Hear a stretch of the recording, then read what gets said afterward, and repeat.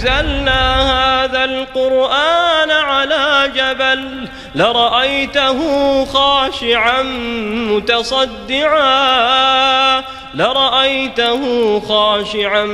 متصدعا من خشية الله وتلك الأمثال نضربها للناس لعلهم يتفكرون. Assalamualaikum good people. Welcome back to Ashraf channel. Guys, biasanya hari-hari macam ni korang terkejut betul. Macam mana Acap boleh ada video hari ni kan? Kenapa pula Acap tiba-tiba ada konten hari ni? Sebab bila kita keluar hari ni maknanya special. Hari ni kita bersama dengan, kita boleh cakap teman-teman kita. Bukannya daripada Malaysia. No, hari ni special, nama pun special. Siapa dia bersama dengan kita? Nak dengar kisah-kisah seram daripada jiran kita. Siapa dia? Sabar. Jangan gopo, jangan gelojo. Kejap lagi kita akan perkenalkan dia. Korang jangan lupa tekan like, subscribe dan juga hit bell notification tu.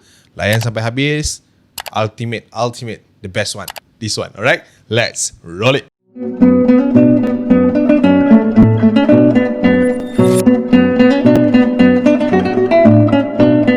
Alright guys, macam yang kita kata, the special one ni, saya tak nak buang masa korang banyak-banyak. Saya tak nak korang tunggu lama-lama.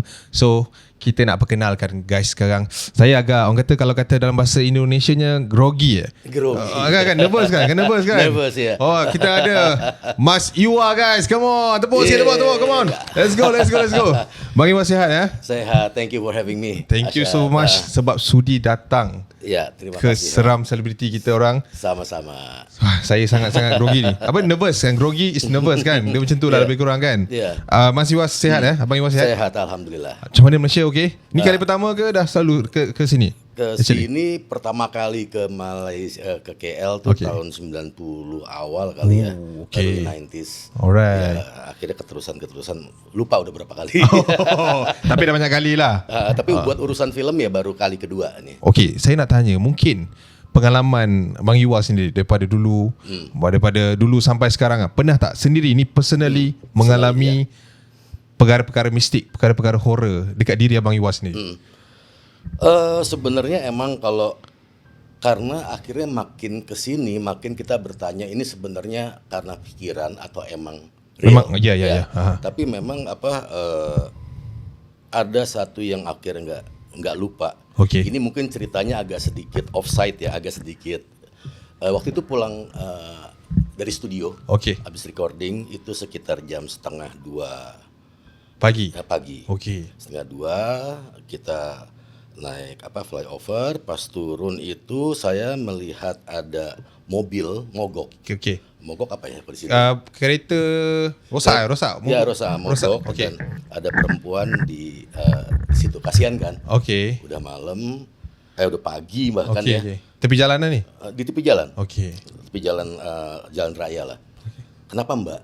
Saya tanya kan. Berhenti tanya. Saya bertanya, mobil mogok. Dia bilang, ya udah. Tapi sudah telepon derek, dia bilang. Bisa ditinggal mobilnya karena tuh cewek cantik. Ya umur saya waktu itu masih 20-an lah ya. Saya faham. Below 30 you know ya. Kalau saya pun saya berhenti Mas. Yes. Jam-jam kecil seperti itu. Betul. Udah akhirnya rumahnya di mana? Tanya. Rupanya dia kasih alamat yang emang nggak terlalu jauh dari rumah saya. Cantik lah. Udah.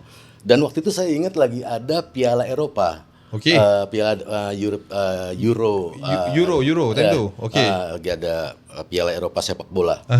Akhirnya naik mobil. Otak nakal saya keluar. Mbak, kita nonton di hotel yuk. Gitu kan. Udah, kita akhirnya check in. Nggak ada masalah aneh. Kayaknya nggak perlu diceritain detailnya. All good lah. All good. Pokoknya inget banget pas akhirnya azan subuh kita pulang. Udah azan nih mesti pulang. Kita tahu sudah subuh kan? Iya. Udah. Saya inget banget ketika saya berhenti di rumah depan rumahnya itu. Di seberangnya ada pos guard ada pos jaga. Saya lihat di sini rumahnya. Udah dimasukkan bye udah kan. Pas saya mau pulang, lupa nomor teleponnya. Gitu kan. Udah nih. Okey. Ya udah besok aja deh. Okey. Dia bilang kan karena biasa pulang kerjanya itu jam 7. All the detail dah dapat lah. Ya, detail udah, dah tahu. Okey. Sampai rumah tuh jam 7, jam 8 malam. Nah besoknya itu saya penasaran, saya ajak teman saya kan, gue kenalan sama cewek cakep banget nih. Okey. Yuk kita biar nggak lupa nanti malam kita mau ke rumahnya nih, mau tanya nomor telepon. Udah amat berdua tuh sama temen. Okey. Pas saya lewat itu pas ada pos di situ, rumah yang tadi malam yang emang Ada. itu kayak rumah hancur yang udah bobrok. Oh, rumah usang. Ya rumah usang. Udah nggak ada atapnya. Damn. Wow. Padahal rasanya sama.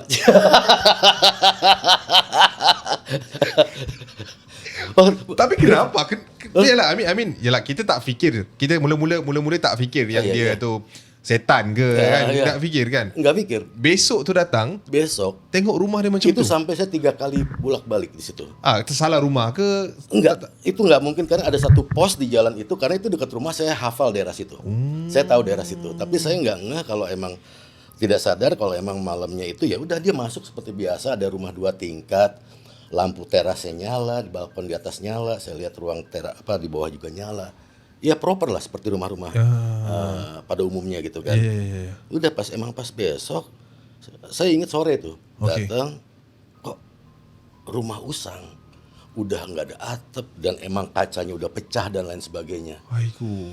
Udah penasaran, mungkin salah, mungkin bukan rumah itu kali. Karena yang ngetarain banget itu, yang sangat saya marking banget jalannya agak nikung begini dan ini ada pos jaga. Okey. Gitu. Confirm lah. Confirm udah di situ. Dan itu tikungan udah satu rumah di situ melebar gitu kan. Dan lebar rumahnya sama.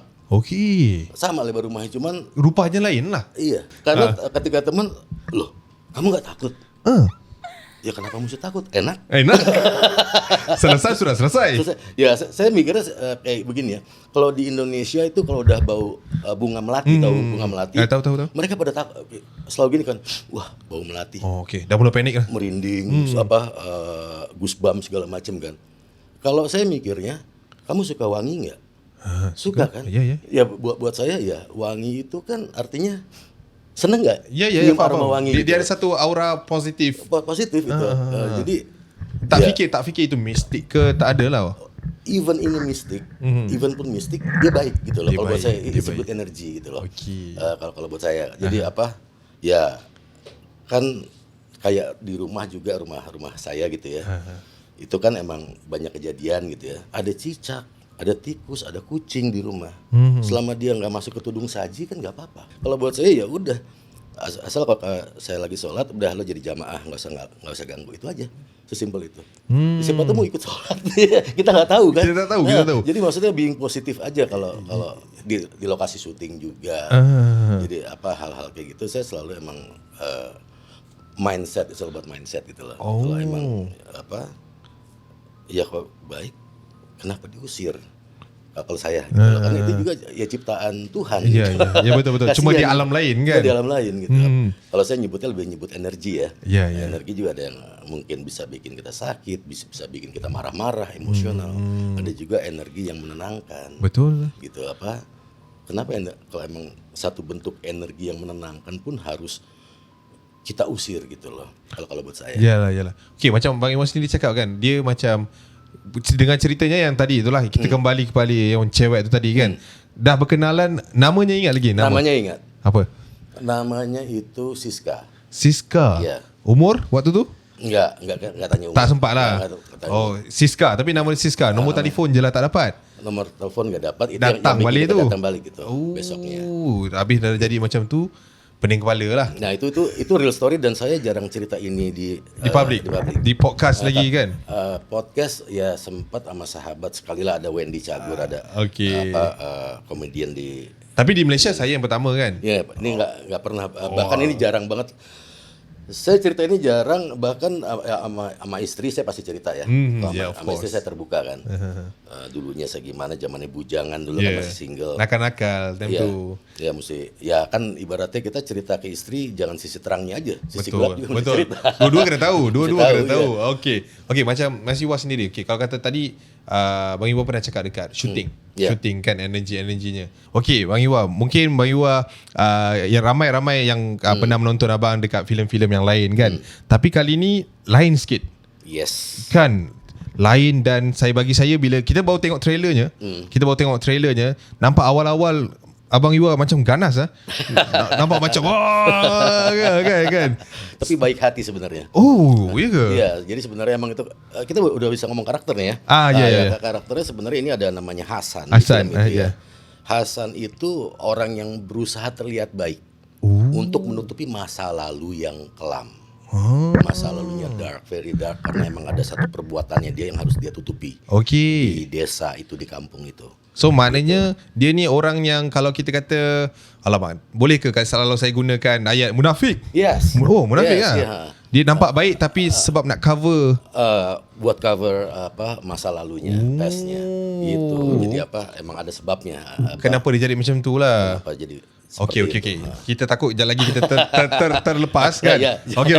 Okey, kita nak borak mungkin sedikit lagi about the film kan. Okey, untuk Bang Iwa sendiri, okey, saya nak tanya, kalau kata kita shooting kan, biasanya cerita-cerita horror ni kan, kalau kata kawasan ni memang tentu gelap, moodnya memang sudah seram.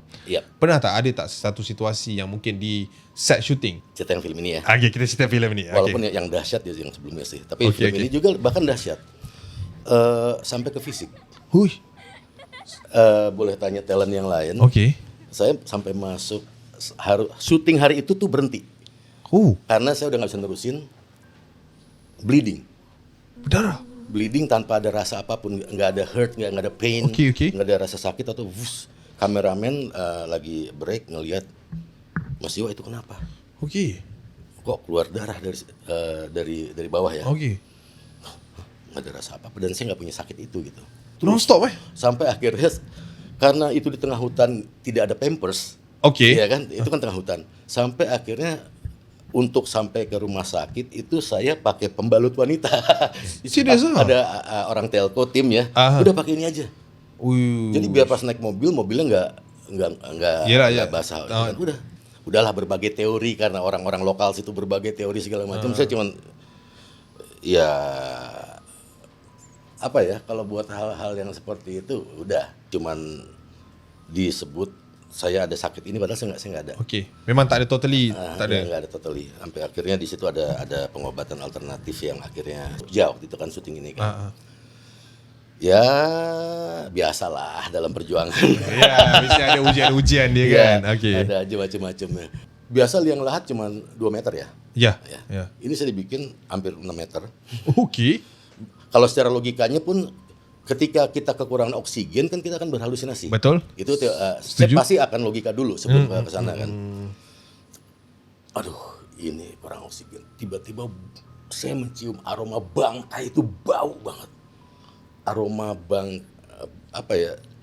Iya, aroma bangkai lah. Bangkai itu ya entah bangkai mayat binatang, hewan atau tapi memang tak selesa, busuk. Tapi orang-orang pekerja semuanya tuh nggak ada yang biasa aja di atas. Tak ada reaction? Nggak ada reaction. Udah sampai akhirnya saya minta break. Minta break, udah naik berapa kali saya coba, udah akhirnya saya ada satu pohon lah saya di situ. Orang Indonesia kan, wah Mas Iwa ngapain nih? Padahal saya di balik pohon itu saya stretching. Karena ya logika ini adalah oksigen harus naik lagi. Nak jalankan oksigen. Harus naik lagi ke atas. Pas balik ke lokasi, kan pada mau ikut kan tadinya kan, jangan ada ikut. Padahal stretching aja. Stretching aja semua, dan ya nggak tahu ya.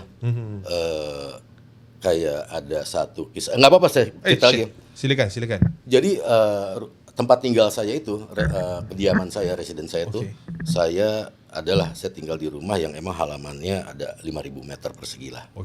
Itu kebun pohon lah. Ada satu pohon yang mengganggu tetangga. Jadi minta ditebang. Waktu itu saya lagi di Surabaya, saya bilang tebang aja. Pas saya udah mau pulang, dikasih kirim video. Jadi itu pohon pas lagi, cuman di handphone saya yang udah lama lah ya. Kalau pohon tinggi kan pertama ditarik dulu sama tambang kan, dipotong tarik. Itu setiap gini Oh ya. Itu banyak orang yang lihat. Maksudnya dia macam melawan lah. Sudah Entah melawan tak apa ya, pokoknya udah ditarik udah harusnya kan rubuh kan bagian atas. Yelah. Nah, gitu lah gitu. Alamak.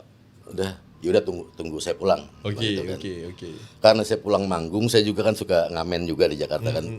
Manggungnya tadi malamnya tuh main musik tuh sampai pagi jam 3, pulang juga jam 8 udah di bandara, di airport. Ngantuk kan. Masih orang tuh masih ngumpul. Kat situ lagi? Saya dari Surabaya 1,5 jam, 1 jam lewat dikit lah ya. Sampai rumah masih di situ. Oke. Ada yang udah kasih kopi. Wah, biar katanya biar mau gitu kan. Oke. Masih belum bisa. Gimana nih Pak Iwa? Karena saya ngantuk, udah saya. Ini bisa diedit ya. Pas saya tarik, saya teriak, "Ngel." Gue ngantuk gitu loh. Yelah, aku nak tidur ni gitu kan. Udah, dan rubuh langsung. Oh, rubuh. Sampai waktu itu ya orang ya indigonya lah ya, paranormalnya di situ kan langsung, "Wah, Pak Iwa punya apa?" Saya cuma ngantuk. saya ngantuk, saya pengen tidur udah. Itu saja sebenarnya. Mindset itu aja. Yelah. Ya kalau emang mau di sini jangan ganggu, kalau ganggu Betul. ya cabut dari sini gitu loh. Sesimpel itu makanya. Bukan tempat kamu kan? Ya enggak, bukan tempat kamu kalau emang kerjaan yang mau ganggu. Betul juga kan. Sometimes yalah, kita pun secara logiknya lah kan Bang Iwa. Kita pergi rumah orang pun ada adab dia. Ada adab. Kan ada and semua tempat lah, tak kisahlah yang di alam sana alam sini. Kalau orang datang rumah kita buat kacau, kita pun tak suka. Ya. Sama Ya. kan. Alright Bang Iwa, kita sebenarnya nak borak lagi panjang dengan Bang Iwa, tapi macam biasalah masa mencemburui kita. Kita dah sampai ke hujung dah sebenarnya Bang Iwa. Terima kasih. InsyaAllah kita jumpa lagi. Salam Okey. sikit. Terima kasih, San. Terima kasih. Nanti kirim salam saya kepada Siska tadi. Oh tak boleh. Itu di situ tuh. Oh jangan. Alright guys, terima kasih. Come on, Iwa K in the Terima house. kasih. Thank you so much.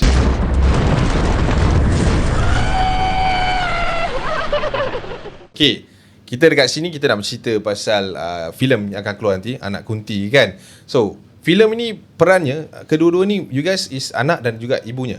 Yep, betul. Kan? Ke ada plot twist? Ke saya boleh tahu sekarang? Okay, sebab sama punya reaction tu kita kena macam betul ke tidak?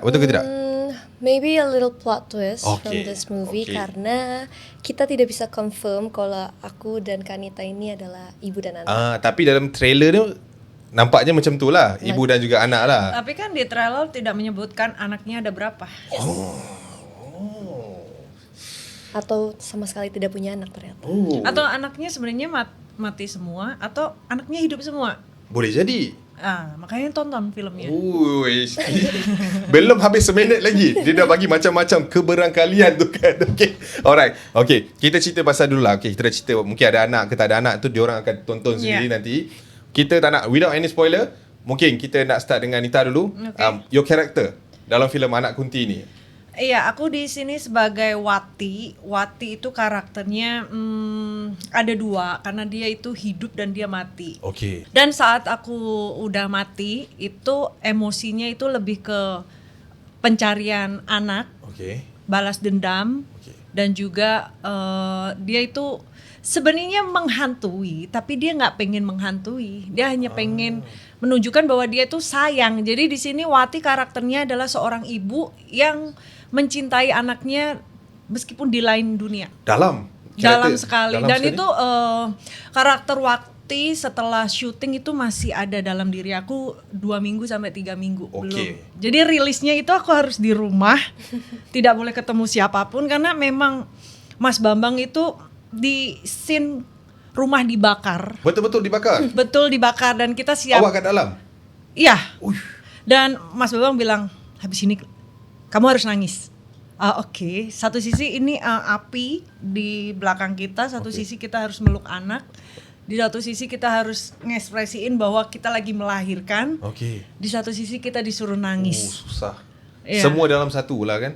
Dalam satu. 3 minggu baru boleh keluarkan. Iya. Itu ada film yang tolak aku setelah aku Tak dapat keluarkan lagi.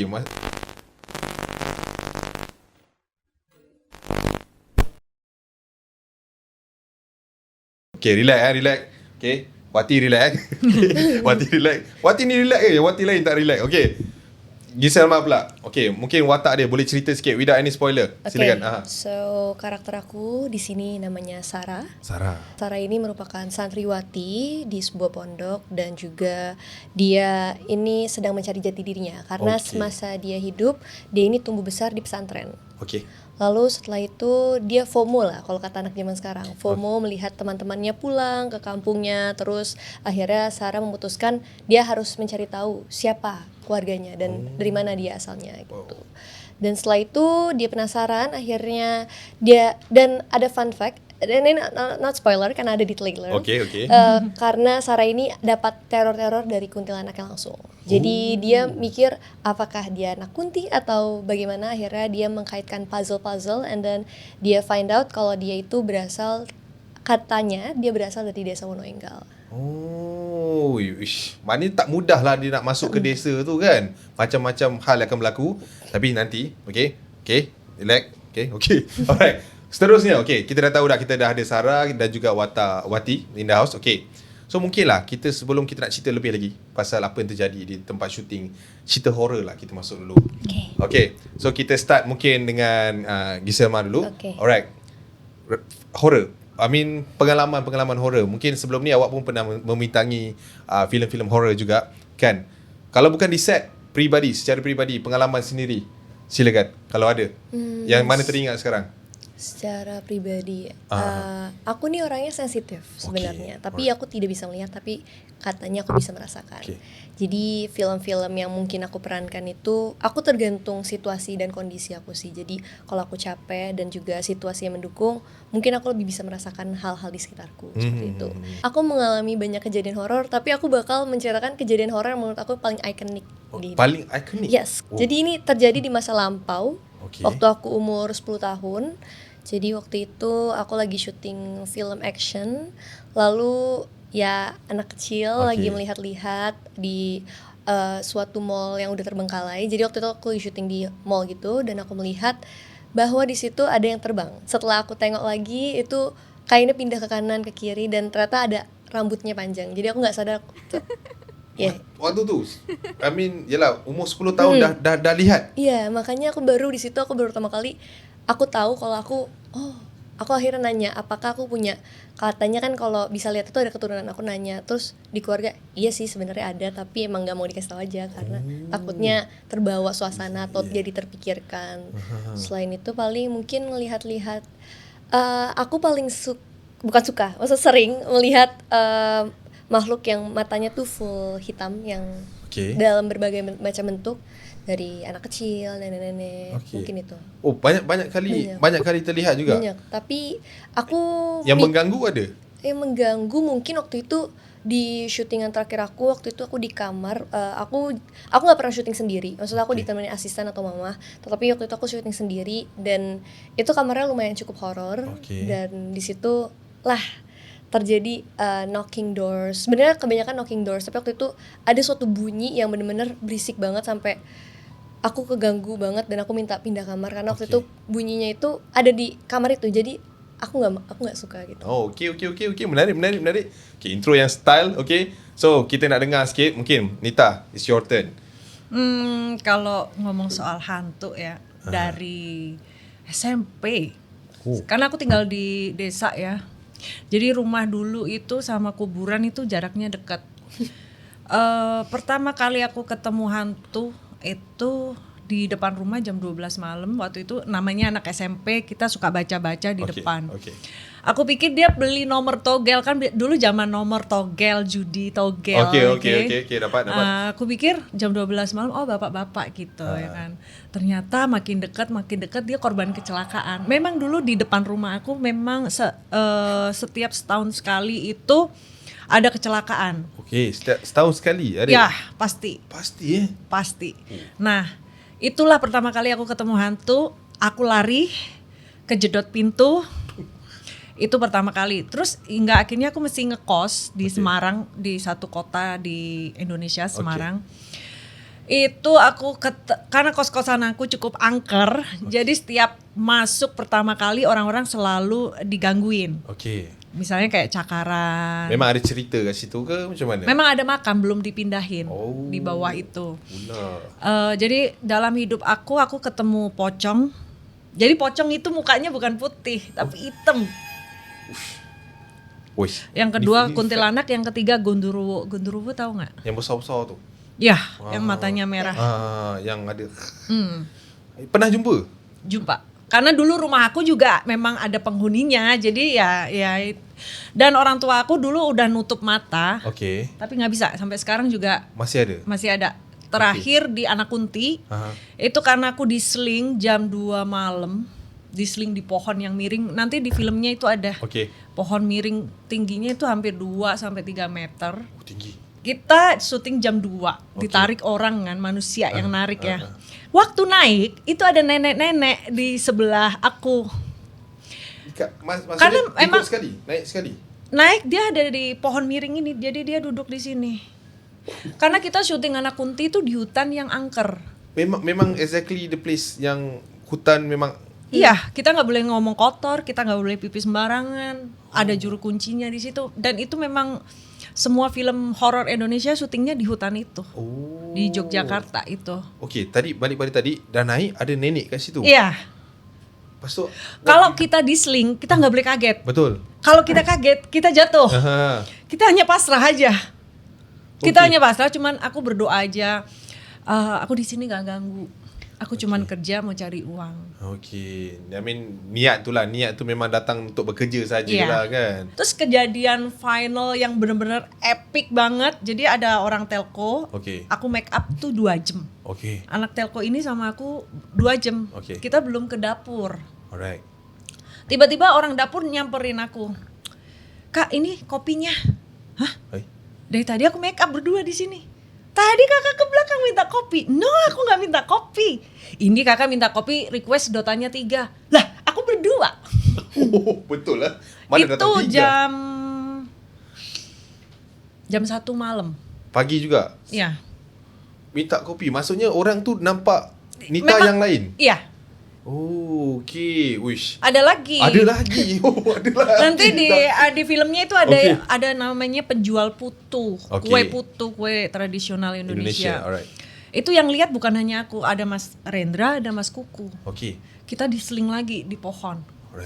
Jadi itu tuh ada nenek, memang juru kunci bilang emang nenek di sini, orang tua. Nenek yang sama, yang dia buat apa? Dia memang dekat situ je lah, dia tak kacau. Enggak. Dia just berjalan ke situ lah. Dia cuma ngelihat aja sih sebenarnya. Dia pantau lokasi itulah kan. Macam tadi kan kita ada borak dengan dengan Hasan. Apa macam tu pula? Hasan. Tergelincir saya Hasan. Dengan Hasan tadi. Kan katanya dia ada mengalami pendarahan. Ya. Waktu tu. Yes. Aku udah di make up 2 jam. Terus udah on set. Nunggu si Hasan. Ternyata dia cedera berdarah-darah. Wati gak jadi, besok aja. Ayo. Memang tiba-tiba jadi macam tu lah. I mean pendarahan tu tiba-tiba menjadi. Pendarahan, bener-bener itu di lantai darah semua. Dan besok Hasan itu harus masuk rumah sakit. Maknanya mencabar juga. Pelaksanaan filem Anak Kunti ni. I mean banyak cabaran-cabaran kan. And setahu saya filem ni dibuat waktu bulan Ramadan. Ya, puasa. Puasa kan waktu tu. Macam mana you katanya guys? Puasa itu hantu di kerangkeng ya. Tapi kenapa Wati ada kat situ? Itu sih angker banget sih hutannya. Sebenarnya kita ada funny moment kalau kita tuh nggak bisa ngebedain mana Kunti mana Wati. Karena sebenarnya kenapa aku nggak bisa cerita horor di film Anak Kunti karena kita nganggep apa yang kita lihat itu Wati aja. Dan kalau memang lagi break gitu, aku suka godain kru karena kan jenuh sekali malam dan kita ngantuk, kepala udah pusing, udah masih pakai baju Wati. Aku goda-godain aja biar ketawa aja. Bagi mood dia lagi semangat lah kan. Yalah kalau stres semua horror seram ni kita pun penat. Kan? I mean sebagai nak jadi seorang hantu Kunti ni bukannya senang. Okay, saya ada satu soalan lah. Ini soalan yang tak ada kaitan dengan filem. Okay, kita start dengan Nita dulu. Kalau kata dulu lah, time kecil-kecil dulu kan, dah selalu nampak hantu kan dan sebagainya kan. Ada tak satu hantu yang Nita paling takut sekali? Kalau orang yang pernah ketemu hantu, hantu yang paling menakutkan adalah pocong. Pocong, kenapa?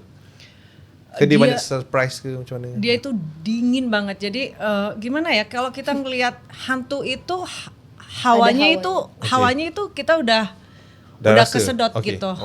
Jadi menurut aku hantu yang paling menakutkan adalah pocong. Mungkin saya nak tanya Nita sendiri. Masa Nita jumpa pocong tu, kan sebagai orang yang pernah jumpa pocong, boleh describe sikit tak? Kan tadi dingin, apa lagi rasa-rasa yang mungkin kita rasa macam ni pocong. Tadi dah kata dah muka dia bukan putih tapi hitam. Ya, kan? Mungkin ada benda lain yang you boleh describe bila first time you jumpa pocong tu. Waktu itu aku ketemu pocong itu di kos-kosan aku di Semarang saat aku ada di balkon kamar kos gitu. Ketemu pocong atau hantu itu sebenarnya nggak bisa dihitung beberapa menit kita ketemu nggak. Jadi dia tuh dari atas. Makanya kadang-kadang ada film yang hantu itu bisa keluar dari kuburan. Itu benar terjadi. Emang pocong itu dari atas. Karena memang aku di lantai 2 waktu itu kos-kosan aku. Dia naik ke atas. Dia cuma beberapa detik. Aku ngelihat dia ngelihat aku. Kayaknya katanya sih kalau kita ngelihat hantu tuh justru kita sial. Atau hantunya sial karena bisa kelihatan aku dan aku bisa ngelihat dia. Faham. Dia di depan aku begini. Abis itu dia naik lagi. Pergi naik tinggi lagi. Maknanya pocong bukan melompat lah. Makanya kadang-kadang film itu kalau pocong melompat itu kayaknya sama kayak itu nggak sih vampirnya Jepang. Cina ya. Yang begini. Sebenarnya pocong itu nggak begitu. Tak macam tu. Kalau udah pernah ketemu. Dia keluar daripada kuburan tu betul. Dia dari tanah pasti. So dia akan macam tu makin dia lama begini terus dia naik lagi. Dan ini berapa kali aku bercerita tentang cerita ini, memang ini benar-benar aku alami dan sampai sekarang itu aku masih bisa melihat. Kalau misalnya dia nggak kelihatan, aku bisa merasakan. Jadi kadang-kadang aku kalau ada dalam satu ruangan yang menurut aku nggak bagus atau aku merasakan sesuatu, pasti aku menghindar. Misalnya, dan aku itu ada penasarannya. Karena memang dulu sering diganggu di kos-kosan aku Semarang kali ya. Jadi kadang-kadang itu kan kalau dinding digerak-gerak dicakar. Itu bukan takut aku liatin bawah pintu ada kakinya nggak sih, aku digodain orang nggak sih gitu. Pergi cek. Iya. Sampai sekarang misalnya ada di mana ya, misalnya aku lagi traveling. Kejadian baru-baru itu saat ke Jepang. Aku ke Jepang itu bener-bener nggak bisa bangun. Sebelah aku itu tampaknya kalau Jepang itu geisha. Cewek pakai kimono putih. Tradisional punya looks lah. Dan memang itu hotelnya itu ada di perdesaan Jepang. Jadi Jepang itu kalau yang perdesaannya itu memang serem banget karena banyak rumah yang kosong. Saat itu aku ada di hotelnya tuh gede juga sih, cuman bangunannya tua. Begitu aku udah masuk di kamar, aku udah merasakan nggak bener nih. Tapi nggak bisa pindah, mau gimana? Nggak bener, akhirnya aku tidur itu aku mau bangun itu nggak bisa, tapi aku bisa lihat dia. Jadi aku kayak terkapar di katil tempat tidur. Sampai aku berdoa nggak bisa, sebut juga nggak bisa, doa apa aja aku doain semua nggak bisa. Tak keluar ya. Hingga akhirnya aku bilang, aku nggak ganggu, aku cuman tur di sini ngetrip aja. Akhirnya dia lepas. Itu ketindihan lah? Ke tak? Seperti ketindihan, tapi aku bisa lihat dia ada di samping aku. Perempuan. Memang nampak dia berdiri di sebelah. Pakai baju kimono putih. Mukanya? Putih juga. Wish. Dia punya mata ni memang your mata memang nampak benda ni clearly lah. Clear. Saya nak tanya satu soalan lah untuk orang yang berpengalaman dengan hantu ni kan. Tadi Nita cakap sampai ke satu ruangan akan rasa tak best dan sebagainya. Macam mana pula dengan ruangan ini? Di belakang kamu. Wah. Jangan main-main. Serius lah. Serius. Dua-dua cakap serius. Belakang saya. Sini ke sini? Sini. Sini. Barengan ya. Berarti bener. Betul, saya rasa panas di belakang ni. Kita teruskan. Alright. Mungkin jaket saya yang panas. Kenapa saya tanya soalan tu tadi? Astagfirullahaladzim. Tapi kita aman kita datang sini nak bercerita je, tak ada buat apa-apa. Tak apa-apa kan, kita tak ganggu. Bang, kenapa abang pilih bilik ni bang? Tadi tak. Kita okey kan. Sebab tadi dia mungkin tadi kenapa Nita cakap di belakang saya. Tadi masa mula-mula kita dia lintas sebab tu terpadam lampu. Oh iya. Saya buat sendiri teori tu sendiri. Jangan percaya. Enggak, begitu masuk udah kok. Udah ada. Sudah ada. Maknanya daripada tadi dah ada lah. Berapa lama saya dalam ni dengan dia tadi. Okay guys, relax tenang. Okay, saya tak nampak dia. Okay, teruskan. Saya kat mana tadi? Okay, sorry, itu pengalaman Nita tadi. Alright, so mungkin Giselma punya pengalaman pula. Untuk Nita tadi, saya dah mula panik dah. Okay, tak apa. Saya dah mula berpeluh. Tak ada? Okay, tak ada. Relax, saya okay. Alright. Saya lebih takut orang daripada hantu sebenarnya kan. Sebab orang lebih bahaya betul. kan. Orang lebih bahaya daripada hantu. Kan, hantu. Kalau hantu nggak bisa kita, kalau orang bisa kita. Betul kan. So kita tak payah takut dengan dia, tapi kita jangan berani sangat. Alright, okay.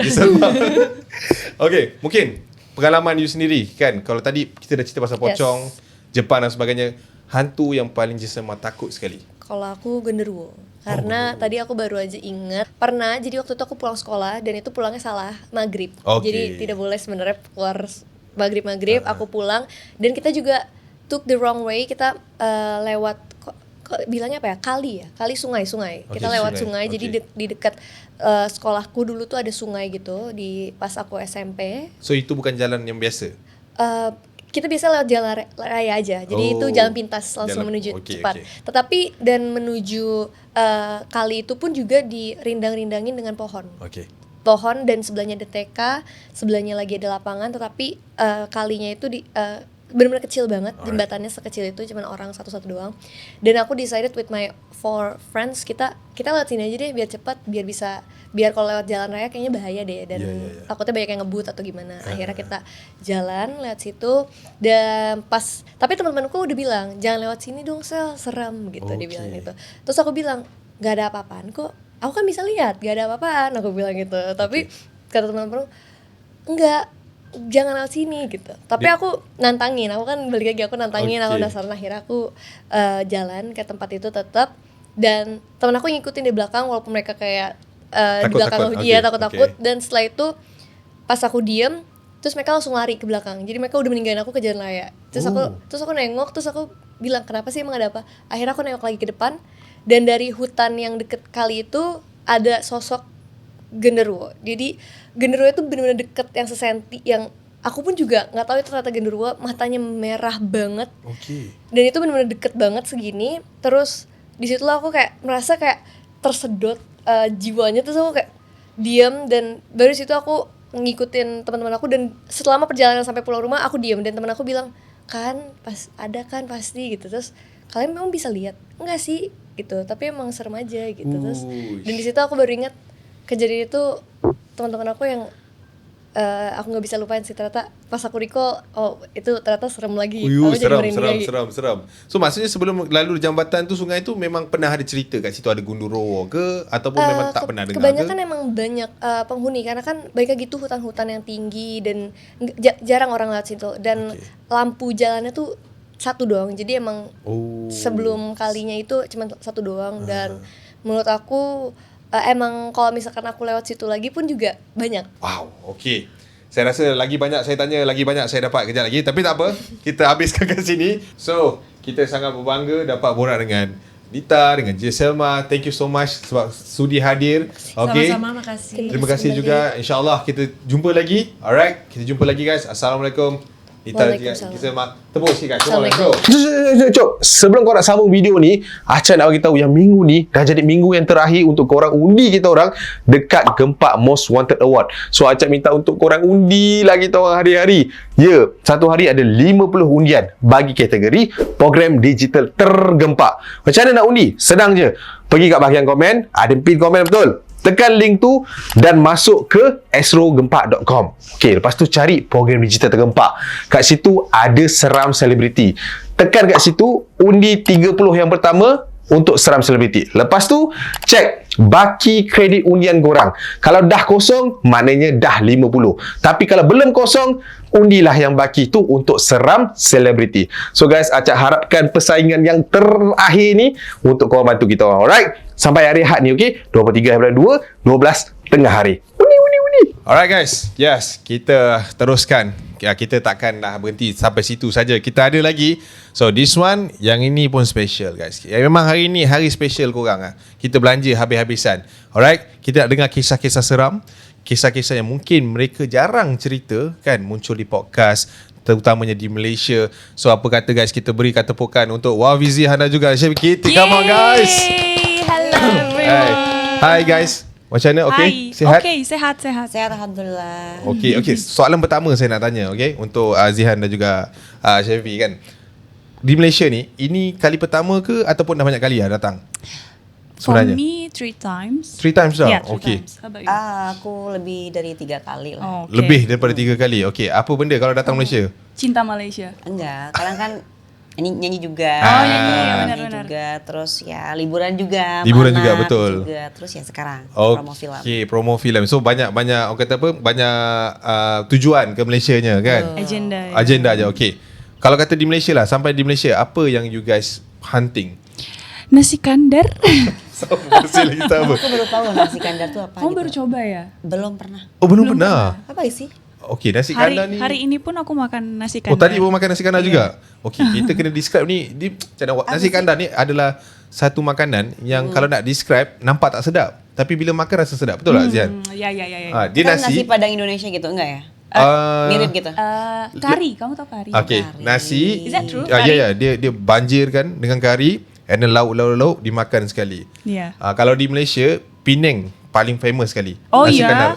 Okay. Dan dekat KL ni kebanyakannya yang dibuka pun daripada jam daripada Penang. Oh. So kalau kata nasi kandar sedap, diorang akan cakap macam ni, sur. Sur. Sur. It means sedap. sedap. Oh, okay. So nasi kandar ni okey tak? Sedap tak? Sur. Sur. Macam tu. Nasi kandar, Cobain sur. lah kalau gitu nasi. Nasi kandar, sur. Sebab Zihan dah makan tadi, Sedap dia kena ya? cakap sur. Coba ya nanti ya. Ya, Zihan please. kena bawa nanti kan. Okey. Dinnernya nasi kandar ya. Nasi kandar. Beda. Oke, enggak. Terus dinner pun nasi kandar. Macam lunch nasi kandar, dinner pun nasi kandar. Nanti Ramadan sahur nasi kandar. Oh. Breakfasting nasi kandar. No. Jangan macam tu. Boleh Jangan. buat macam tu Zihan. Tapi esok lusa awak ke rumah sakit. tak boleh. Alright, okay. Kita hari ni nak borak-borak sikit kan. Mungkin saya nak tanya dulu. Mungkin you guys berdua lah kan, pernah tak kongsikan kisah-kisah horror dekat mana-mana podcast? Malaysia lah, saya tanya Malaysia. Mungkin Indonesia kalau ada. Malaysia pernah tak? Ada tak? Ke this is the first one? This is the first one Iya, actually. Oh, this is the first one? Yeah, this is the first one. Okay. Alright, okay, let's do this. Alright, okay. Okay, kita kat sini macam kita dah borak tadi tentang filem Anak Kunti. Alright, okay. So, kedua-dua daripada you guys ada di dalam tu. Alright. So, mungkin kita start dengan Zihan dulu. Okay. Cerita sikit watak you Okay. di dalam filem Anak Kunti. Silakan. Okay. I play the role of Aziza. So she is Sarah's best friend actually. Okay. She's really, really friendly and she always try to make everyone around her Okay. happy and then please everyone to always happy. But on the other side, Aziza also menghadapi konflik Okay. yang dimana sebetulnya itu konfliknya Sarah. So, maknanya you punya watak adalah untuk bantu Sarah Iya, untuk selesaikan puzzle iya. hidup dia. Iya, betul. Okay, puzzle. Okay, alright. Okay. Untuk Syati pula? Kalau saya berperan sebagai Linda. Okay, Linda. Linda ini karakter antagonis. Oh, okay. Salah satu karakter antagonis. Salah satu? Salah satu karakter antagonis karena ada beberapa karakter-karakter yang antagonis juga. Dan Linda ini wataknya itu gak suka sama Sarah. Okay. Apalagi datang ke kampung Wono Enggal itu. Okay. Dan Linda ini kayak gimana caranya supaya Linda ini Sarah ini pergi. Okay, so Linda adalah penduduk asal di situ. Betul. Oh. Jadi Linda nggak suka kalau ada Sarah di kampung itu karena Linda suka sama Majid. Ayo. Jadi seperti Dia ada. cinta segitiga gitu ya. Tapi padahal bukan cinta segitiga sih. Cuman emang di sini Linda yang suka sama Majidnya nggak suka. Jadi Linda itu merasa dirinya tuh cantik dan seorang bisa dibilang biduan. Okay. Biduan, Faham. Singer. Ya, dia kira famous lah dekat kampung tu. Famous, ya. Kampung lah Okay. Akamsi. Akamsi. Anak kampung situ. Maksudnya Akamsi? Akamsi itu apa? Akamsi penduduk asli. Akamsi orang kampung asli ke? Iya, orang kampung asli di situ gitu. Bahaya ni. Okay. Tapi sedikit norak juga gitu. Karena kan memang syutingnya di Yogyakarta. Yang kental dengan ya bahasa Jawanya juga. Gitu. Jadi culture dia memang ya. Okey. Gitu, Jawa Tengah.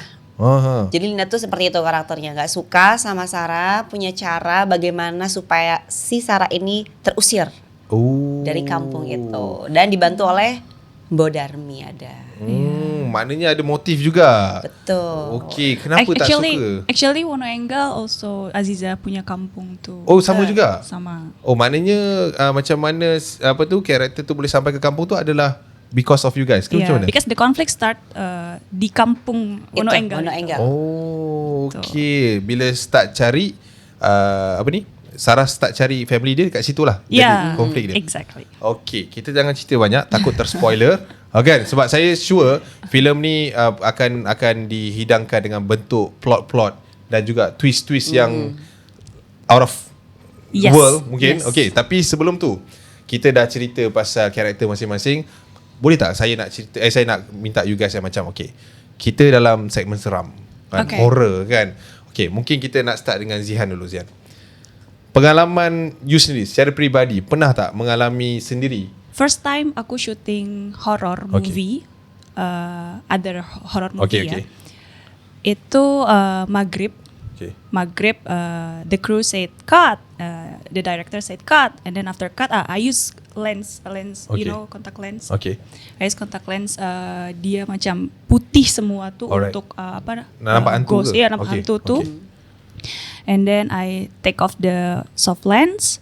After I take off the soft lens, the wardrobe or makeup artist, I forgot. They bring me the mirror, and then after I look myself in the mirror. And I said, "Oh, it's me. It's real me. Ini jidatku, ini wajahku, ini keringat aku." And then after that, I feel so extremely sad. I don't know why. I don't know why. And then setelah wardrobe tuh ambil cermin itu, I start crying. And then I aku teriak tuh, help. Tapi aku rasa semua tuh macam slow motion saja tuh. Orang-orang tuh seperti what's wrong with you? What's going on with you? What's going on? Tapi my point of view like what's wrong with you like that. Can you imagine? Kita tahu that situation is chaos. Kan semua orang exactly. Tapi kita rasa benda tu macam pelan gitu ya. And then my acting coach try to help me. Dia berdirikanku tuh, terus dia cakap, hello, I'm sorry, kamu hadir di sini ya, perasaan sedih kamu sedang ada di sini ya. Maaf ya kalau kita nggak minta permission dari kamu, tapi boleh kembali lagi jadi Zihan. Terima kasih ya, kamu sudah hadir di sini. And then after that, aku lemas, lemas, you know, lemas. Paham. Lemas, dan tomorrow mukaku tuh bumps tuh. Macam lebam. Ya, lebam-lebam tuh. Okey. Itu saja sih. Uish. Tapi untuk lihat you sedar lah kan? Sadar. Tapi untuk lihat ada ghost atau merasa ada ghost surround me itu never. Tidak lah. Tapi itu pengalaman yang cukup seram. Sebab kita yalah, mula-mula you okay lah. I mean you yang jadi hantu lah dalam filem tu kan? Bukan. Oh bukan. Tapi you pakai lens tu. Oh, you kena rasuk. Uish. Itu that's my first and I hope that's my last experience. Wow. Oh, you tak pernah tengok orang kena rasuk? No. Pernah Nampak lah. So mungkin orang yang kena rasuk tu pun rasa macam you lah, semua benda slow-mo. Ya, mungkin. Itu saja. Oh, okay. Uish. Tapi yang itu pun bagi saya, tahu saya tak pernah, memang tak nak lah kan dirasuki kan. Really? Tak pernah. Tapi pernah lihat selalu. Rasa gitu. Rasa ya kan, rasa nampak tidak lah, sebab saya more to rasa dengar. Both of this lah kan. Tapi kalau kata kerasukan ni, kebanyakan kita lihat diorang akan jadi extremely orang kata agresif. Kan, diorang akan jadi lain daripada yang lain. So waktu tu you tak agresif lah ke you pun tak sedar masa tu? I just feel like I'm extremely sad. sedih ya. Sedih saja. Menangis-nangis kat situ kan. Itu pun salah satu rasa yang yalah betul lah, jangan kena lagi lah Jangan kan. ya. Jangan. Okay. Alright, okay, itu untuk Zian. Okay, untuk Shetty pula maybe. Boleh yang you ingat maybe. Aku sebenarnya bisa ngelihat. Bisa ngelihat. Tapi gak mau interaksi. Okay, faham. Jadi kadang kalau aku lagi syuting tuh aku sengaja nggak pakai kontak lens. Okay. Kenapa? Karena selain untuk percaya diri gitu ya, aku juga nggak mau ngelihat sosok-sosok yang kadang tiba-tiba muncul. Gitu. Waktu syuting Anak Kunti ini kan tuh bulan Ramadan ya. Iya, betul. Nah waktu itu di base camp dan set itu sedikit jauh lokasinya. Okay. Terus kita, aku mau ke toilet, aku lupa aku pakai kacamata. Okay, pakai waktu Pakai tu. kacamata karena mau ke toilet kan, dan ini tuh gelap. Iya. Terus aku buka pintu, itu ada sosok pocong bisa dibilang. Dan berdiri mukanya tuh kayak Allah Akbar gitu, langsung kaget astagfirullah gitu kan. Okay. Jelek banget kan, warna hitam gitu ya. Oh jadi pocong tuh beneran mukanya tuh hitam. Hitam dan gosong itu bolong-bolong, aduh amit-amit. Jadi dan setelah itu aku kan kaget ya, aku lepas kacamata, setelah itu ada kru di sebelah kanan. Wih, jangan macam tu. Itu kaget beneran loh, itu kaget beneran loh. Itu kaget beneran. Wah, Sorry. yang bercerita Ini kaget beneran loh. Ice breaking. Oke, sorry. Jadi ada kru yang ngeliat juga dan kayak ngeyakinin kayak di situ ya. Iya, kamu lihat juga ya. Tapi aku mikir kalau kita sebagai orang Indonesia gitu ya, kalau Ramadan itu tuh bulan puasa tuh katanya hantu tuh kan dibelenggu ya, dibelenggu di penjara gitu. Lah kok ini enggak gitu ya? Kok apa yang gue lihat tuh apa gitu? Itu beneran, dan akhirnya aku lepas, aku langsung kabur lagi. Okay. Gak jadi ke toilet karena kaget. Pas aku buka tuh emang bener ada gitu. Jadi gak jadi ke toilet saya. Tapi di lokasi itu banyak yang mengalami kejadian. Salah satunya Nita Gunawan juga. Iya, mungkin dia juga udah cerita sebelumnya. Okay, apa yang mungkin kalau sama saya cakap sama. Apa yang dia lalui? Oh, dia cerita tentang dia minta kopi, tapi dia sebetulnya dia nggak minta. Iya kan, itu serem banget. Iya, dia kata. Goosebumps. Kata apa ni, orang tu minta 3, tapi minta dia 3, tapi dia 2 je kat dalam tu. Iya, betul. Nggak kan? Jadi aku tuh kayak gitu. Jadi kadang kalau misalkan nggak cuma lokasi syuting dengan tiba-tiba set gitu dia ada, coba langsung lah menghindar aja lah. Okay. Menghindar, tidak mau berinteraksi. Tapi dia mengganggu lah tu. Ya. Kalau mengganggu ya sedikit mengganggu. Kita nak pergi toilet. Kalau kenanya pocong yang lagi jelas juga kan sedikit terganggu, kita takut kan. Iyalah. Itu baru pocong, belum yang kuntilanak, belum apa segala macam banyak kan gitu. Okey, kau kata macam tadi nampak pocong kan? Itu nampak pocong. Itu Pas pengalaman lagi dia. lokasi syuting, Okey, ya. lokasi syuting. Pernah nampak yang lain? Pernah. Okey, apa dia? Apa tuh? Nampak Di Pondok Indah kamu tahu gak sih yang pohon gede itu? Beneran? Nggak tahu ya. Itu jadi aku waktu tuh lewat beberapa kali kan, kita kalau pulang tuh pasti ke situ lewat. Alright.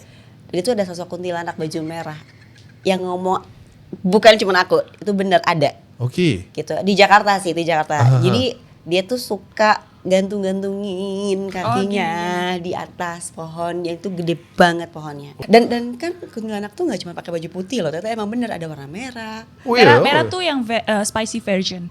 Yang katanya yang lebih masalah dia ni macam lebih apa? Dia ni banyak lebih galak loh, lebih lebih galak. ekstrim kalau kuntilanak baju merah itu. Iya. Tak, saya Zihan ni dia macam banyak info tau, tapi semuanya tak betul. Tapi Malaysia pun ada kuntilanak kan? Tapi nama Pontianak. Namanya Pontianak. Tapi kalau kat Indonesia tu daerah kan? Pontianak kan? Iya, Pontianak. daerah. Tapi kat sini kalau kata dekat Malaysia, hantu dia Pontianak tu, dia tak ada wardrobe lain. Baju putih je. Baju putih ya? Dia tak ada merah, tak ada apa. Mungkin dia tak gila laundry. Tapi pernah dengar suara kuntilanak asli gitu enggak? Saya tak pernah. Mau dengar nggak? Boleh, dah minta. Okey. Oke. Gitu. Thank you. Ni yang merah ke putih ni? Ini yang kuning. Tapi ini saya baru dengar juga sebenarnya di Indonesia lah. Saya tak tahu lah kan, sebab di Malaysia macam saya kata tadi, Pontianak yang banyak nampaknya putih je. Putih ya. Baju putih kan. Saya pun tak tahu kenapa dia pilih baju putih kan, cepat kotor kan. Saya pun tak tahu kenapa. Tapi kalau Indonesia ada warna merah, itu membezakan dia punya karakter ataupun dia punya level lah. Mentality. Iya, kalau aku sih nggak pernah ngelihat yang warna-warni ya, selain warna merah dan putih. Merah tu paling lagi garang, lebih apa? Agresif. Lebih jahat, lebih agresif mungkin ya. Okey. Putih merah tuh bendera Indonesia dong. Itu beda dong. Saya faham. Saya faham.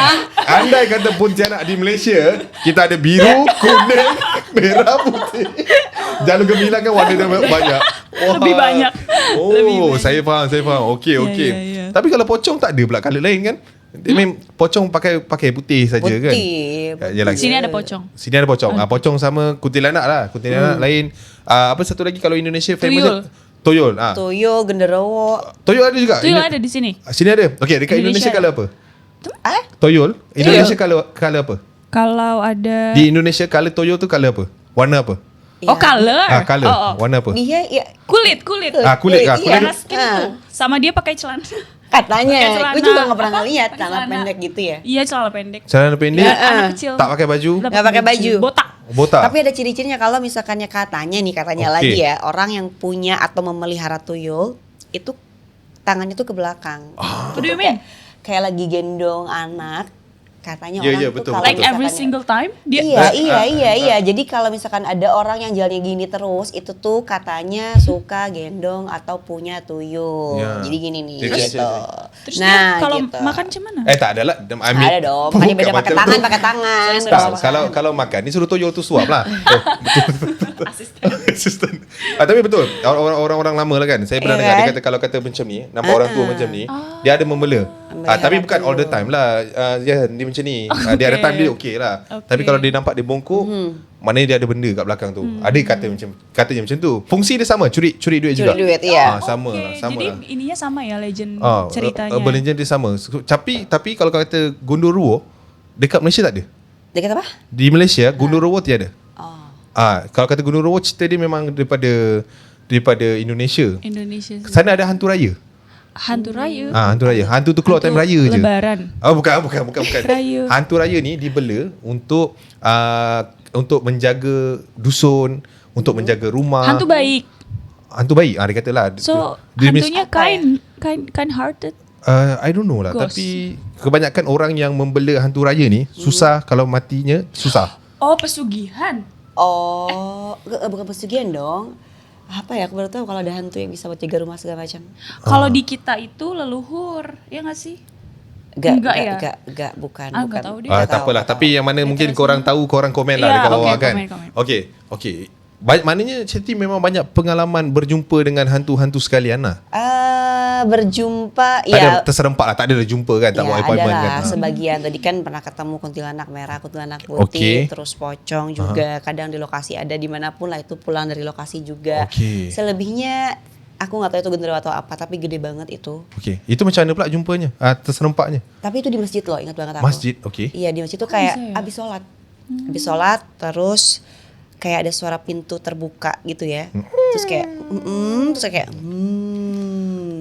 bunyi macam tu? Bunyi. Aku sih yakin itu si jin Islam gitu, ngerti nggak sih, yang kayak mau masuk masjid tapi itu gede banget.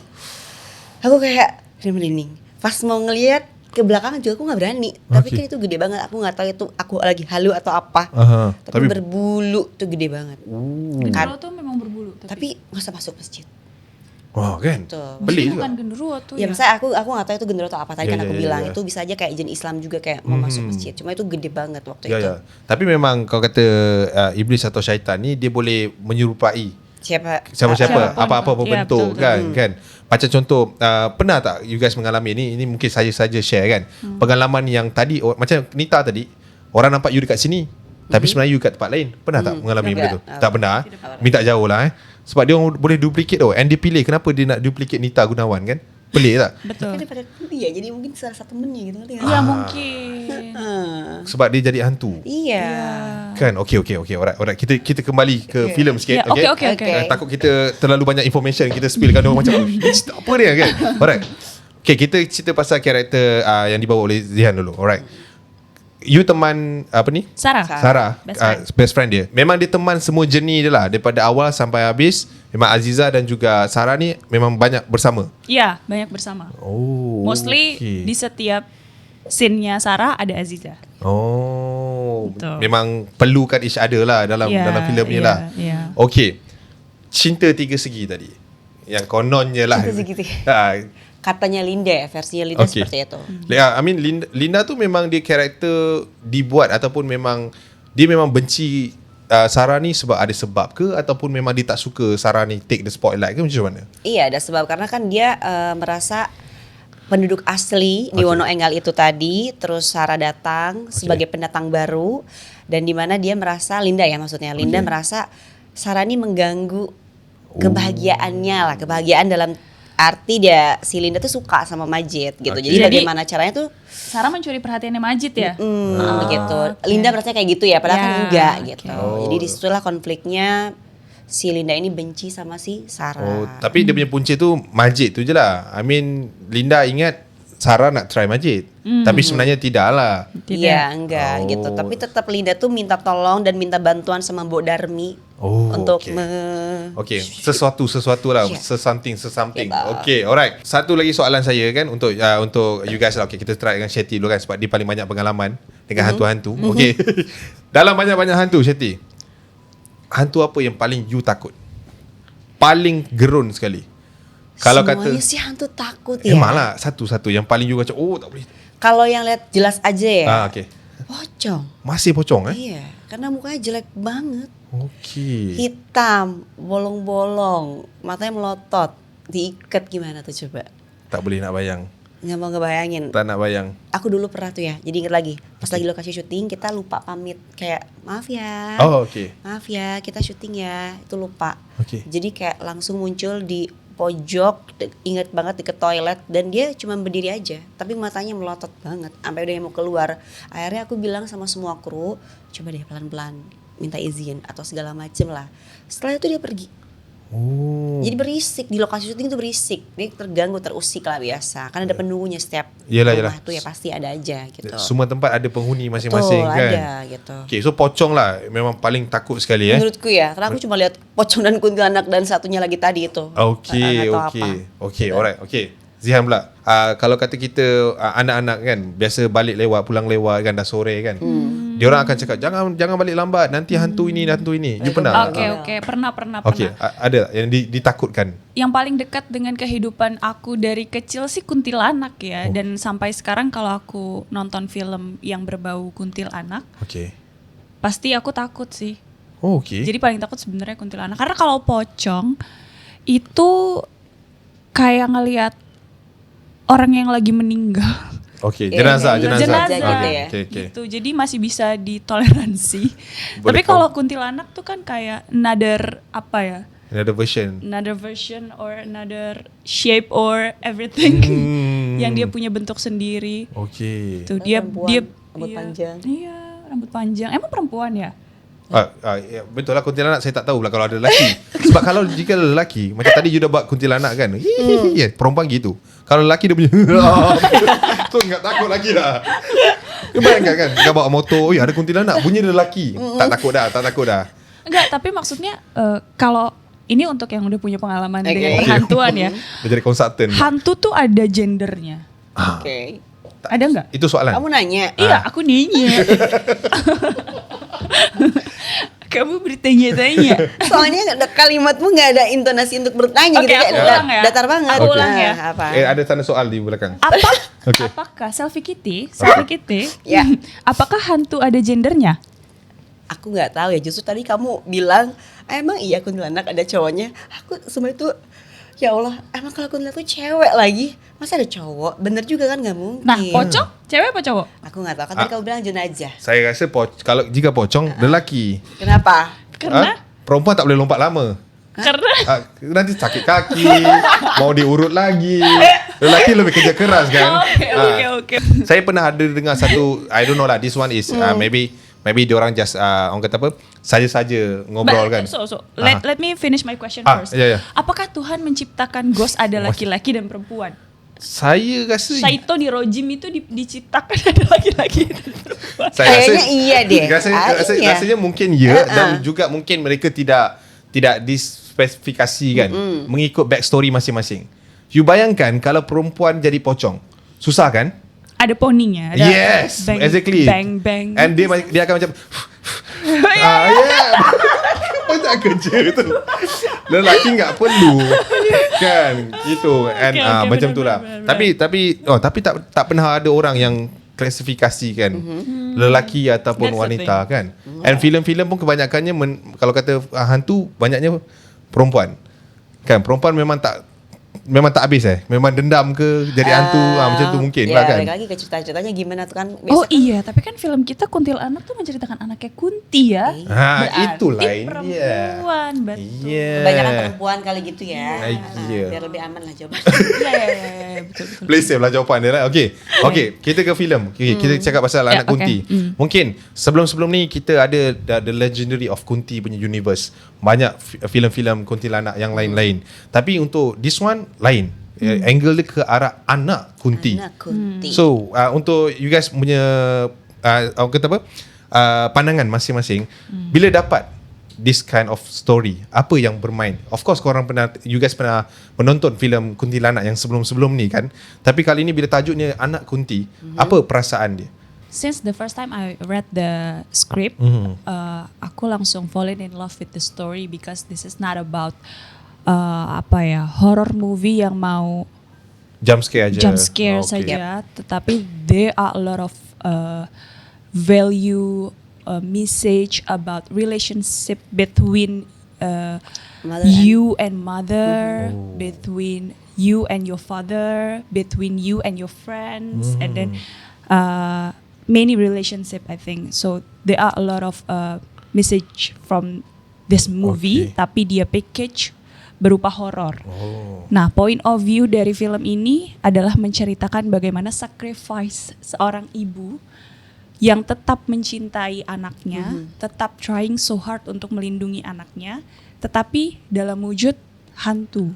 Di alam yang lain. Di alam yang lain. How come?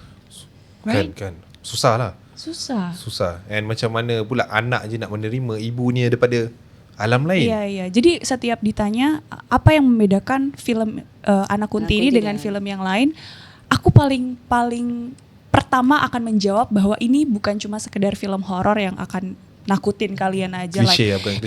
Iya, tetapi ada drama di dalamnya, ada konflik di dalamnya, dan after you guys watch this movie akan bawa pulang message yang banyak gitu loh, tentang bukan kosong lah senang cerita kan, bukan cerita hantu kosong. How to solve the problem with your family, with your friends, etc. Banyak. Okay, Syati pula silakan. Ya sedikit nambahin ya, tadi kan udah semua dibilang. Jadi emang film Anak Kunti ini nggak cuma kayak film horor, ada ceritanya, tadi drama ibu dan anak juga, terus ada drama sahabatnya juga kan, sama Aziza dan Sarah, ada konflik juga. Terus dari sisi Linda pun tadi kan konfliknya juga, dan terus ada beberapa pemain juga ya, dari termasuk bapakmu Pak Iwake. Yes, itu juga ada konflik kan dengan Sarah. Jadi banyak banget lah gitu. Tapi tetap makanya kenapa namanya Anak Kunti gitu kan. Itu pencarian jati diri daripada anaknya untuk mencari ibunya. Yes, betul. Okay, gitu. so banyak elemen dan juga maybe plot-plot yang boleh ditonton bila filem dia keluar. Alright. Saya rasa saya banyak lagi sebenarnya nak cerita, tapi yalah masa macam biasa lah. Duration always jealous. Duration selalu jealous dengan kita kan. Alright, but kita tak best kalau tak habiskan. Mungkin you guys punya ucapan untuk penonton-penonton di Malaysia yang akan menonton filem Anak Kunti. Kita start dengan selfie kita dulu. Selfie dulu. Okay, silakan. Jangan lupa ya buat teman-teman yang ada di Kuala Lumpur Malaysia untuk nonton bersama keluarga, teman, sahabat semuanya, menonton film Anak Kunti di tanggal 20 Februari di 2025 di bioskop kesayangan Anda. Alright, silakan ya.